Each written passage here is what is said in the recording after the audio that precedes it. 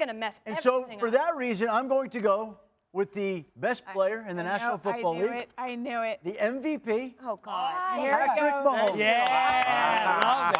He has the courage to do it. Yeah, Matthew Berry, bit of a surprise with the #1 overall pick. Your thoughts? But I understand what Adam's saying, and this goes to draft strategy in theory, right? Understand your league's rule. He believes there is an advantage at quarterback beyond anyone else, and so that in a league where there's only going to be 20 running backs drafted, he can wait on running back and get the best player in the NFL, as he says. Katie Nolan, you were now on the clock, perhaps thinking that Saquon was going to be gone. That leaves you. So I was going to take Kamara, but now I feel like I should.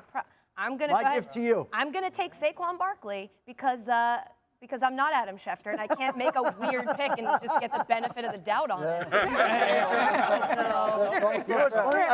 Think of all women everywhere. Katie, I'll take just so you Saquon know, Barkley. I got a text from an executive before, and I said, what do you think I should do at #1? He said, think Giants get box stacked against them, so no Barkley.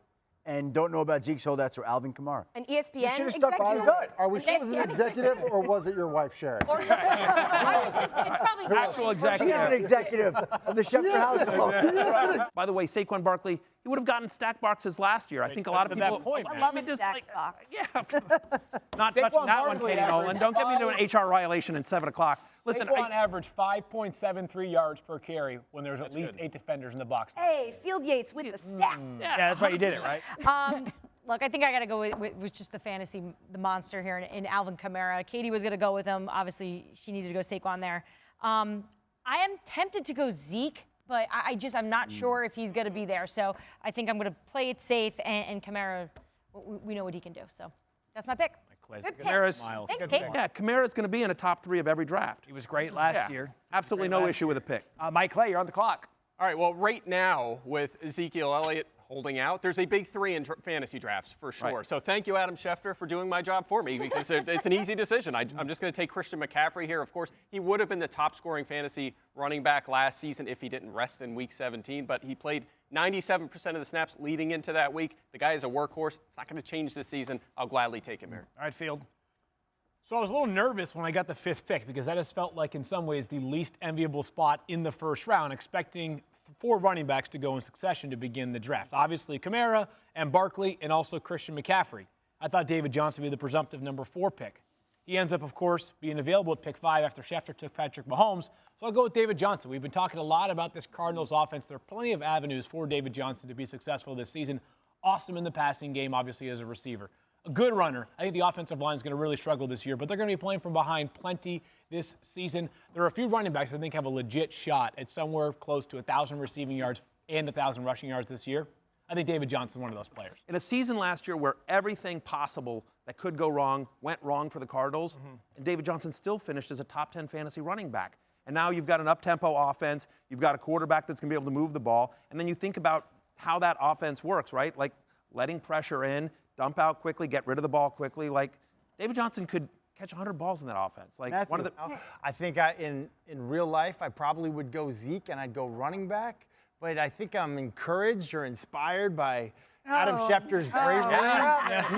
Do it. And I'm going to put the pressure on my brother to make the decision on going Zeke or not. So I'll take DeAndre Hopkins. Wow. I like first round. Well, again, because you only get 2 running backs. So if Zeke misses any time at all, Right, you're dead. you're dead. I mean, right. I mean, 100%. Like, it's not like you can say, like, I'll grab Zeke and whenever he shows up, I've got some backups. Like, that's a 0 if he misses time. But Ezekiel Elliott at Jones. 7, and I am thrilled to have him at 7. I think it's crazy that he fell this far. To me, does anyone really think that Jerry Jones can't get a deal done? No. When has he not gotten a deal done? 100% think When has it's he gonna not get done done. it? When has he No, not it's done it? 93 Emmett Smith. Okay, That's really, dude, you weren't even alive. How would you know that? It's not important time right now. Yeah, Did you read that somewhere? I've read up about it. Yeah, I've read a lot of books. So you're taking Zeke? I'm taking Zeke. I mean, I just think 100%. that everything they do revolves around him in terms of how they've built that team. I think it's going to. Can you imagine that offense if they didn't have Zeke? Like, that's not happening. You're welcome, by the Yeah. way. Okay. Thank you for doing my job for me. I heard All right, someone say that. Sonya Bell, you're on the clock. So my decision was going to be, I've picked Zeke already twice in this marathon because I'm Right, that off the hook. confident with it. So I would have been fine with that. And DeAndre Hopkins would have been the first wide receiver I would have taken. but somebody down at the end, who shall go nameless, took him. Made a very courageous pick. I am very happy about taking Davante Adams.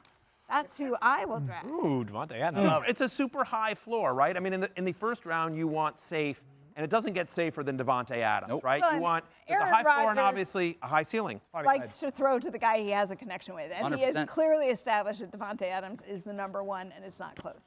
I'm going Todd Gurley.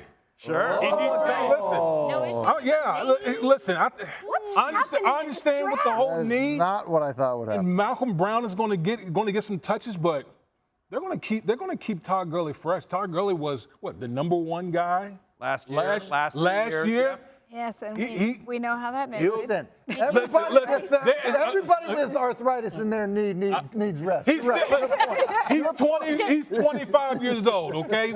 He still got plenty in the tank. Listen, Again, we lost our hair at 14. He's It don't matter 25. how old you are. We're not talking about 45. here. Right. With the last pick of the first round, I'm just taking a page out of Adam Schefter's book. I just want to What's bookend it. happening? Stop. I'm going to take Tom Brady. Travis Kelce. That's a smart Tight end. But we've talked about it too with the tight ends. If you can get a top flight big three tight end, that's like getting another number one receiver. Thank you for watching ESPN on YouTube. For more sports, highlights, and analysis, be sure to download the ESPN app. And for live streaming sports and premium content, subscribe to ESPN+.